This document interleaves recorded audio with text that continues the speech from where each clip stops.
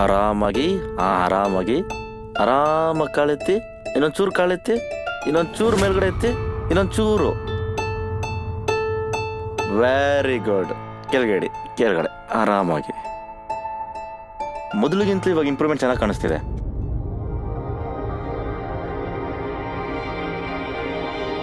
ಎಷ್ಟು ದಿನದಲ್ಲಿ ಅವ್ನು ನಿಲ್ಲೋಕ್ಕಾಗತ್ತೆ?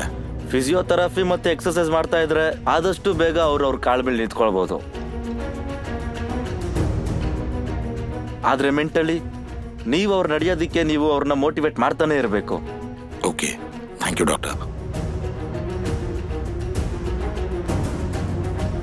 ಅನುರಾಗ್, ಏನ್ ಬೇಕಾದ್ರೂ ಮಾಡು,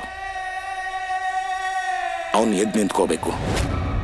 ಅವನು ಹೀಗೆ ನಿಸ್ಸಹಾಯಕನಾಗಿ ಕುರ್ಚಿ ಮೇಲೆ ಕೂತಿರೋದು ನೋಡಿ ನೋಡಿ ನನಗೆ ರೋಸ್ ಹೋಗಿದೆ. ಎಬ್ಸವನ್ನ. ನೀವು ಹೇಳ್ದಂಗೆ ಆಗ್ಲಿ ಅಪ್ಪ. ಅಪ್ಪ ಏನ್ ಹೇಳಿದ್ರು ಅಂತ ನಿಂಗೆ ಅರ್ಥ ಆಗ್ತಿದೆ ಅಲ್ವಾ? ಹೆದರಿಕೆ ಬಿಡು, ನಿಂತ್ಕೋ. ಅಪ್ಪನ ತರ ಗಟ್ಟಿಯಾಗಿ ನಿಂತ್ಕೋ, ಇಲ್ಲ ಅಂದ್ರೆ ಜೀವನ ಪೂರ್ತಿ ವೀಲ್ ಚೇರಲ್ಲಿ ಇರ್ತೀಯ.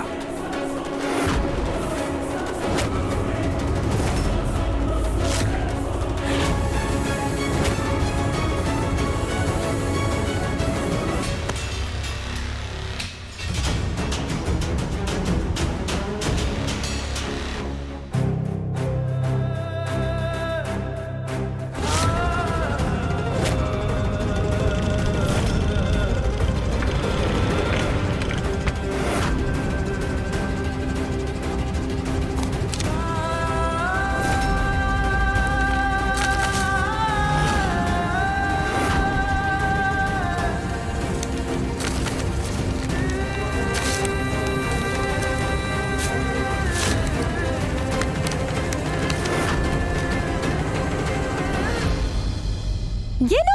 ಹಾ, ಚಿಕ್ಕಪ್ಪಂಗ್ ತುಂಬಾ ಕೋಪ ಬಂತು. ಅಲ್ಲೊಂದ್ ಕೋಲಿತ್ತು, ಅದನ್ನ ತಗೊಂಡ್ ಎಲ್ಲಾರ್ಗೂ ಹೊಡೆದಾಕ್ಬಿಟ್ರು.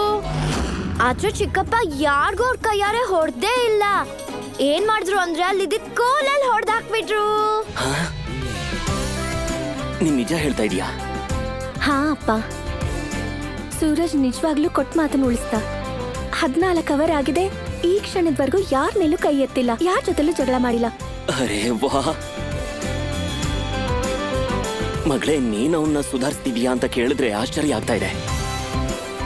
ಸೂರ್ಯ ಪಶ್ಚಿಮದಲ್ಲಿ ಹುಟ್ಟಿ ಪೂರ್ವದಲ್ಲಿ ಮುಳುಗ್ತಾನೆ ಅನ್ಸ್ತಾ ಇದೆ. ನೋಡಮ್ಮ, ಇದು ಎಲ್ಲ ಮುಗಿದ ಮೇಲೆ ನೀನು ನಿಜವಾಗ್ಲೂ ಹೊರಟೋಗ್ತೀಯಾ?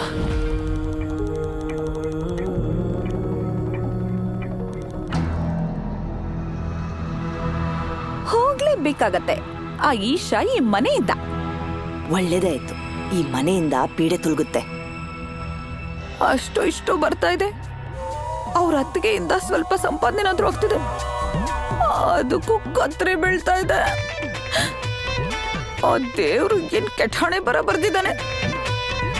ಯಾವ ದಾರಿ ಸಿಗುತ್ತೋ ತಕ್ಷಣನೇ ಅದು ಮುಚ್ಚಿ ಹೋಗುತ್ತೆ.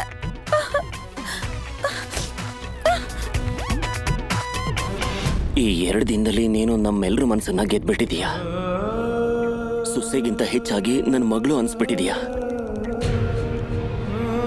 ನೀನ್ ಮನೆ ಬಿಟ್ಟು ಹೋಗೋದನ್ನ ನನ್ನ ಕೈಲಿ ಸಹಿಸಕ್ಕಾಗಲ್ಲ.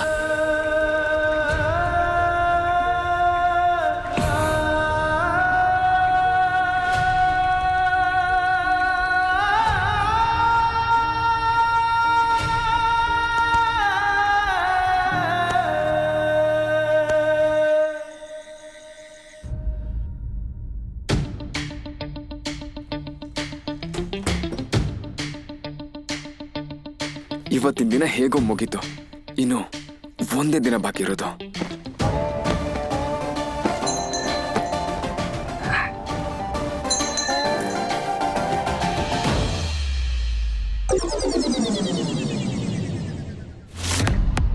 ಆಕ್ಟಿಂಗ್ ಮಾಡೋ ಅವಶ್ಯಕತೆ ಇಲ್ಲ, ನಾನು ನೋಡಿದೀನಿ ನೀನ್ ಎದ್ದಿರೋದನ್ನ.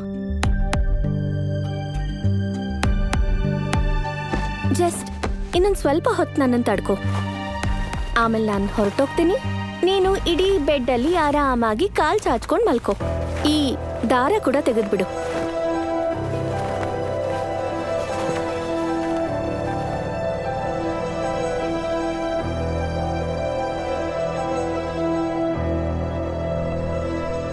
ನಾನ್ ನಿನ್ನ ಏನೋ ಕೇಳಿದ್ದೆ.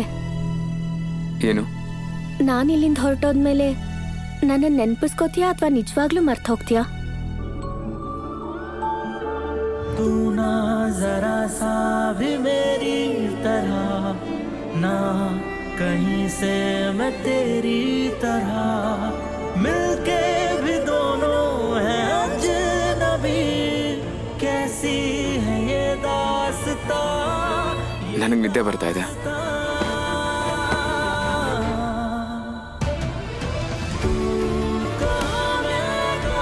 ಹ್ಞೂ ಅಂತ ಹೇಳಿಲ್ಲ, ಆದ್ರೆ ಇಲ್ಲ ಅಂತಾನೂ ಹೇಳಿಲ್ವಲ್ಲ. ಹಾಗಿದ್ರೆ ನಾನು ಭರವಸೆ ಕಳ್ಕೊಳ್ಳೋ ಅವಶ್ಯಕತೆ ಇಲ್ಲ. ಬಹುಶಃ ನಾನು ಹೊರಟೋದ್ಮೇಲೆ ನನ್ನನ್ನು ಕರ್ಕೊಂಡು ಹೋಗೋದಕ್ಕೆ ಕೂಡ ವಾಪಸ್ ಬರ್ಬೋದಲ್ವಾ? ಆದರೆ ಈ ಬ್ರಹ್ಮಚಾರಿನ ಈ ವಿಷಯದಲ್ಲಿ ನಂಬೋದಾ?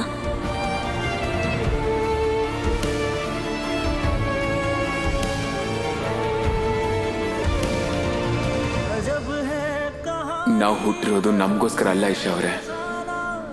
ನೀವಿಲ್ಲಿಂದ ಹೋದ್ರೇನೆ ನಮ್ಮೆಲ್ರಿಗೂ ಒಳ್ಳೇದು. एक दूजे से पर चल रहा कारवां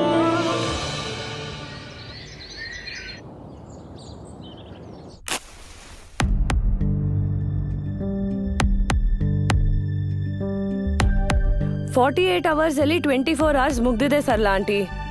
ಇದೇ ಖುಷಿನಲ್ಲಿ ಈಶಾಕ್ ಸ್ವೀಟ್ ಕೊಡೋಣ ಅಂತ ಬಂದೆ. ನಮ್ ಕಡೆನೂ ಸಂಪ್ರದಾಯ ಇದೆ.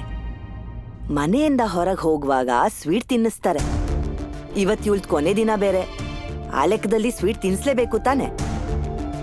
ಸ್ವೀಟ್ ತಿನ್ಸು. ಉಡುಪಿ ಶ್ರೀಕೃಷ್ಣ.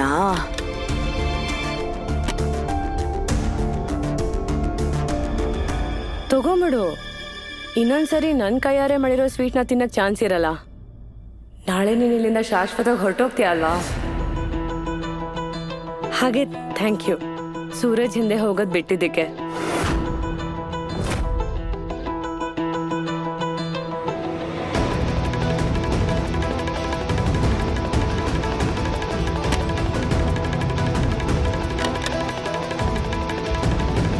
ಸೂರಜ್ನ ನಿನ್ ಬೆಸ್ಟ್ ಫ್ರೆಂಡ್ ಅನ್ಕೊಂಡಿದ್ಯಾ ಅಲ್ವಾ? ಅದಕ್ಕೂ ಜಾಸ್ತಿನೇ. ಹಾಗಿದ್ರೆ ನೀನ್ ಯಾಕೆ ಸೂರಜ್ಗೆ ಯಾವತ್ತೂ ಅರ್ಥನೇ ಮಾಡಿಸಿಲ್ಲ? ತಪ್ಪು ದಾರಿನಲ್ಲಿ ಹೋಗ್ಬೇಕಾದ್ರೆ ಯಾಕೆ ಅವನ್ನ ತಡೆದಿಲ್ಲ? ಯಾಕಂದ್ರೆ ಸೂರಜ್ ಏನ್ ಬೇಕಾದ್ರೂ ಮಾಡ್ಲಿ, ಅದ್ ನಂಗೆ ತಪ್ಪು ಅಂತ ಅನ್ಸಲ್ಲ. ಅವ್ನು ನಾಳೆ ಏನಾದ್ರು ಸಾಯಿಸ್ಬಿಟ್ಟು ಮನೆಗೆ ಬಂದ್ರು ಆ ಬಾಡಿನ ಮುಚ್ಚಾಕಕ್ಕೆ ನಾನು ಅವನಿಗೆ ಹೆಲ್ಪ್ ಮಾಡ್ತೀನಿ.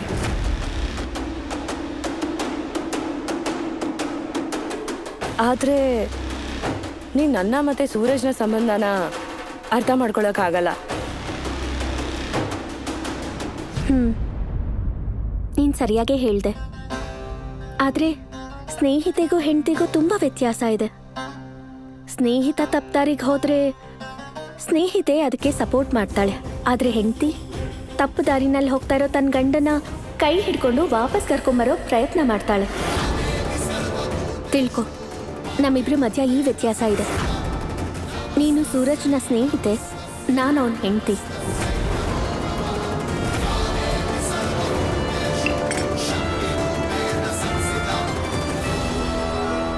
ಇನ್ನು 24 ಗಂಟೆ ಹೆಂಡತಿ ಅಷ್ಟೇ ನೀನು. 24 ಗಂಟೆ ಆದ್ಮೇಲೆ ಸ್ವೀಟ್ ನಾನು ತಿಂತೀನಿ. ನೀನು ಇಲ್ಲಿಂದ ಹೋಗಿದ್ ಖುಷಿಯಲ್ಲಿ.